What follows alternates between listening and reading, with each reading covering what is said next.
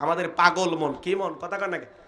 পাগল মোহন মন রে, মন কেন উল্টো পাল্টা বলে? ও পাগল মন মন রে, মন কেন মসজিদে না যায় রে? আল্লাহ রে, কোন দুনিয়ায় পাঠাইলাই আমারে? বর্তমানের নারী পুরুষ সমান সমান মাপ, লম্বা চুল কাটিয়া আবার মাথায় লাগাই ক্যাপ। আল্লাহ রে, কোন দুনিয়ায় পাঠাইলাই আমারে? হিন্দি গানের টান মারিয়া রাস্তা হাইটা যাই, আবার কারো সুরে সুরে বুকটা ফাইটা যায়। আল্লাহ রে, কোন দুনিয়ায় পাঠাইলাই আমারে? জিন্সের প্যান্ট শার্ট পরিয়া রাস্তা হাইটা যাই, পোলা না মাইয়া ওইটা সিনা বড় দায়। আল্লাহ রে, কোন দুনিয়ায় পাঠাইলাই আমারে? আছে না নাই? পোশাকের এত স্বাধীনতা, তারপরে এক শ্রেণীর মা বোনেরা আন্দোলন করে পোশাকের স্বাধীনতা চাই চাই। কথা কয় না। কেমন স্বাধীনতা? বলে দাদি নানি ব্লাউজ ছাড়া শাড়ি পরেছিল, আমরাও পরতেছি। আচ্ছা, আমরা কি আপত্তি করছি ভাই? কেউ আপত্তি করেনি, তো স্লোগান দেওয়া লাগবে কেন? তার মানে মতলব খারাপ। কথা কয়। দাদি নানি ব্লাউজ ছাড়া শাড়ি পরেছে, অভাবের কারণে পড়ুক আর গরমের কারণেই পড়ুক, কোন দাদি কি শাড়ি পইরা বিশ্বটা এসে আন্দোলন করছে? যে আমি তোমার দাদি, দেখে যাও শাড়ি পরেছি বলছিল? কোনোদিন স্লোগান দিছিল?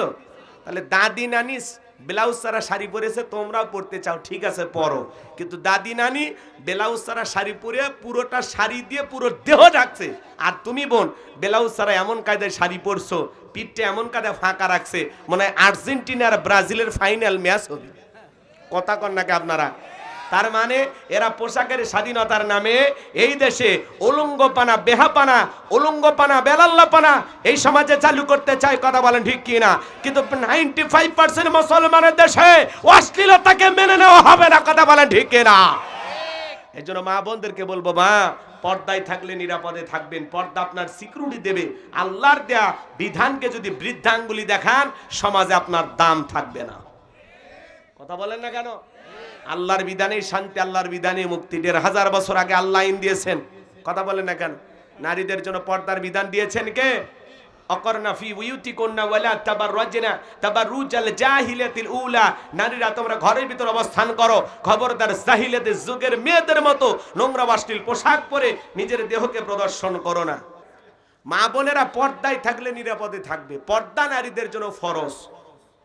ছোট ছোট এদিক বাচ্চাদেরকে ছোটবেলা থেকে বোরকা পরানোর অভ্যাস করা লাগবে মা বোনদের। দেখেন না মাঝে মাঝে মাও বোরকা পড়ছে, ছোট্ট মেয়ে 7-8 বছর বয়স, সেও বোরকা পরে যায়। কি আদর্শ পরিবার, দেখেই ভাল লাগে। সুবহানাল্লাহ কন। আমাদের সমাজে নানির গায়ে, দাদির গায়ে বোরকা আছে, নাতনির গায়ে বোরকা নেই। মায়ের গায়ে বোরকা আছে, মেয়ের গায়ে বোরকা নাই। এরা অসভ্য, নির্লজ্জ, বেহায়া। কথা বলে ঠিক না? ক্ষেত ভালো তো ফসল ভালো, মা ভালো তো সন্তান ভালো। আমাকে একটা শিক্ষিত মা দাও, আমি একটা শিক্ষিত জাতি উপহার দেব। কথা বলেন ঠিক কিনা? সমাজ সুন্দর করতে হলে নারীদেরকে ভালো হওয়া লাগবে। রাগ করেন? একটু পরে মহিলাদের ওয়াজ করার দরকার আছে না? না, বিরক্ত হইতেছেন মনে হয় আপনারা। ওয়াল্লাযীনা হুম লিফুরুজিহিম হাফিজুন। মুমিন মাদার 4 নাম্বার গুণাবলী, নিজের যৌবনটাকে হেফাজত করা, নিজের যৌবনটাকে কন্ট্রোল করা। মুমিনের যৌবন হোটেলে বিক্রি হবে না, পার্কে বিক্রি হবে না। মুমিন কোনোদিন বিয়ের আগে অবৈধ কোনো সম্পর্ক করতে পারে না। মুমিন কোনোদিন পরকীয়া প্রেম করতে পারে না। কথা বলেন ঠিক কি না? আল্লাহ তাআলা কিয়ামতের ময়দানে যৌবন কালের হিসাব নেবেন। কবির মনোযোগ দিয়ে কথাগুলো শোনেন। ওয়াল্লাযীনা হুম লিফুরুজিহিম হাফিজুন। মুমিন বান্দার 4 নাম্বার গুণাবলী, নিজের যৌবনটাকে সংযত রাখা, নিজের যৌবনটাকে কন্ট্রোল করা, নিজের যৌবনটাকে হেফাজত করা। মনে রাখবেন, যারা আল্লাহকে ভয় করে এরা কোনোদিন অবৈধ কোনো কর্মে লিপ্ত হতে পারে না। কারণ যৌবনকালের হিসাব একদিন আল্লাহ তাআলার কাছে দিতে হবে। আল্লাহ শিশুকালের হিসাব নেবেন না, আল্লাহ হিসাব নেবেন যৌবনকালের, যে যৌবনকালটা কোন কাজে ব্যয় করেছো। কথা বলেন ঠিক না? আমরা যৌবনকালে গুনাহ করতে ভালোবাসি, আর যৌবনকালের ইবাদত আল্লাহ পছন্দ করে। কে কে? কথা কয় না। কে পছন্দ করে? এ যুবক, এই রঙের যৌবন একদিন জং ধরবে, কাঁচা দাড়ি একদিন সাদা হয়ে যাবে, টাইট চামড়া একদিন ঢিল হয়ে যাবে। কথা বলেন না কেন? সব শেষ হয়ে যাবে, কোনো কিছু থাকবে না। হে যুবক, 80 বছরের মুরব্বীকে বলো চাচা কিছু আছে? ছিল 30 বছর 25 বছর, আহা কি রং বেরঙের শার্ট পরতো, কি মশা। এই যে বিএনপির এক নেতা আছে, কিশোরগঞ্জে বাড়ি, ঈদের দিনে মানে একটা শার্ট পরছিল, আমার সেই পছন্দ ওই শার্টটা। দেখছেন আপনারা? ফজলু সাহেব, ফজলু অনেক অনেক অ্যাডভোকেট, কিন্তু মাঝে মাঝে কথা একটু লাইন ছাড়া কয়। কথা কন, বয়স হয়ে গেলে যা হয় গো, মুরব্বী মানুষ, মুরব্বী। তো উনি ঈদের দিনে একটা শার্ট পরছিল, ওই শার্টটা আমার সেই পছন্দ, কি সুন্দর ফুলওয়ালা শার্ট, দেখে ভাল লাগছিল। আমার যদি শার্টটা পাইতাম আমি পরতাম। তো উনি মাঝে মাঝে অনেক কথা বলে যে ভোট দেন, নির্বাচন দেন, সে হ্যান তেন। আমার কোনো মুরব্বী মানুষ একটু অপেক্ষা করে, ধৈর্য তো ধরলেনি, নির্বাচন দিলে দেখা যাবে নি। বাপের বেটা, উনি বলে আমি একাই 100, মানে কিশোরগঞ্জ মনে পুরোটা কিনে নিছে। নেতার বক্তব্য হওয়া লাগবি ভদ্র এবং মার্জিত ভাষায়, উল্টা পাল্টা কথা বলে কাদা ছোড়াছুরি করা যাবে না। কথা কন নাকি আপনারা? যা ইচ্ছা তাই বলবেন, হবে না। উনি বলতেছে এক সময় ছাত্রলীগ করতো, কথা কি বুঝতে পারতেছেন? তো ওই গ্রুপ থেকে আসলে বিএনপির যেন ভাবমূর্তি নষ্ট হয়, এই জন্য কিছু তো ষড়যন্ত্র করবেই। কথা কন নাকি আপনারা? এই জন্য আমরা বলতে চাই যে ফজলু সাহেব একটু কথাবার্তা মাইপে বললেন, বয়স হয়ে গেছে তো, যা ইচ্ছে তাই বললেন না। উনি আবার বলতেছে কে কি বললো আমি এটা ভাবি না, আমি একাই 100, আসেন আমার সাথে লড়েন। বাপ রে বাপ, মনে হয় নির্বাচন দিয়ে দিছে। আর নির্বাচন দিলে তো লড়া না লড়া, একটু অপেক্ষা করেন। হ্যাঁ, কথা কন না কেন? রাগ করতেছেন নাকি আপনারা? কিন্তু ওনার শার্ট দেখবেন, ওই শার্টটা কিন্তু খুব পছন্দ, ব্লু কালারের, আর এই যে ফুল আছে, মনে হচ্ছে যুবক যুবক। রাগ করতেছে আমার ভাইয়েরাম। আমি যে কথা বলতে চাচ্ছিলাম, হে যুবক, আল্লাহ তাআলা যৌবন কালের ইবাদত পছন্দ করেন। আমরা যৌবন কালে শয়তানের ওয়াসওয়াসায় পড়ে গুনাহ করতে ভালোবাসি, আর যৌবন কালের ইবাদত পছন্দ করেন তিনি কে? তাহলে যৌবন কালে বেশি বেশি ইবাদত করতে হবে কার?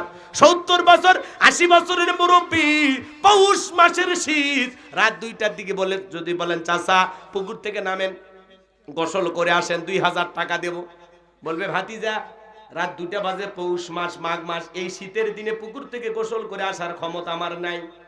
কিন্তু একটা যুবককে যদি বলা হয় যুবক 2000 টাকা দিব, পুকুর থেকে একটু গোসল করে আসো, ও বলবে হুজুর কাপড় খুলছি, টাকা রেডি করেন। কথা কন, কারণ যুবকের একটা পাওয়ার আছে, স্পিরিট আছে। যৌবনকালে লম্বা সময় রুকু করা যায়, সেজদা করা যায়, যেটা বৃদ্ধকালে সম্ভব নয়। বৃদ্ধকালে লম্বা সময় রুকু থাকলে মনে হয় পড়ে যাব, বেশিক্ষণ সেজদায় থাকলে মনে হয় দমটা আটকে আসবে, জয়েন্টে জয়েন্টে ব্যথা, নামাজ পড়েও মজা পাওয়া যায় না, খালি কোতে আর কয় ও মাজাটা ধরছে ভাই। আর যুবক রং ঢং করে ঘুরতেছে মোটর সাইকেল নিয়ে, এদিক ওদিক বাউলি মারে, ট্রাকের তলে যায়, মগজ বের হয়ে যায়। এই ফুং ফাং করে যারা মোটর সাইকেল চালায়, হ্যাঁ, সেদিন এক অটোওয়ালা দেখলাম এমন কায়দায় মোর ঘুরতেছে, মনে হয় ওই হেলিকপ্টার চালাচ্ছে। পরে অটো সহ একেবারে খাদের নিচে পড়ে গেছে। যা না ধীরে চালা রে বেটা, ধীরে চালা। কথা কন না কেন? মাঝে মাঝে মাহফিল শেষে আমরা যখন যাই, 2-1টা অটোওয়ালা আসলে ভাই একটু সাইড দেন, অত তারাকে হুজুরের অত তারাকে, মানে সেই ভাব, আদব কায়দা নেই, একটু ভালো ব্যবহার করেন মানুষের সাথে, রাগ করেন। তাহলে যুবক ওয়াল্লাযীনা হুম লিফুরুজিহিম হাফিজুন, নিজের যৌবনটাকে সংযত রাখা, নিজের যৌবনটাকে কন্ট্রোল করা।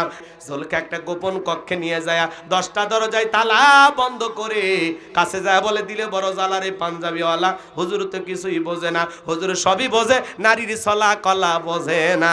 জলেখা নিজের কাপড়গুলো ছিঁড়ে ছিঁড়ে দেবতার মুখগুলো ঢাকে। ইউসুফ নবী ডেকে বলে কাপড়ে ঢাকিলে তুমি দেবতার মুখ, কি দিয়া ঢাকিবা তুমি বিধাতার মুখ। জলেখা কাছে আসে আর বলে ইউসুফ তোমার চোখ দুটা ভারী সুন্দর। ইউসুফ আলাইহিস সালাম ডেকে বলে জলেখা এই চোখ যে আল্লাহ সৃষ্টি করেছে, সে আল্লাহ তাআলাকে ভয় করো, ইন্নী আখাফুল্লাহ, অন্তরে আল্লাহর ভয় নিয়ে আসো। ইউসুফ আলাইহিস সালামের অন্তরে কার ভয়? জুলেখার অন্তরে কি ভয় আছে? জুলেখার মনে এখন উথাল পাতাল ঢেউ। কথা কয় না। গোপন রুমের ভিতর খালি ইউসুফ নবী আর জুলেখা, আর কেউ নাই। যুবকের কোন চান্স পাইলে কি করতো? নফল নামাজ পড়তো। কথা কোন ঠিক কিনা? আমার ভাইয়ারা, আল্লাহর নবী ইউসুফ আলাইহিস সালাম আল্লাহকে ডেকে বলেন, আল্লাহ, জুলেখার মনের অবস্থা আমি বুঝতে পেরেছি, একমাত্র আপনার দয়া ছাড়া, সাহায্য ছাড়া এখান থেকে আর বাঁচানোর কেউ নাই।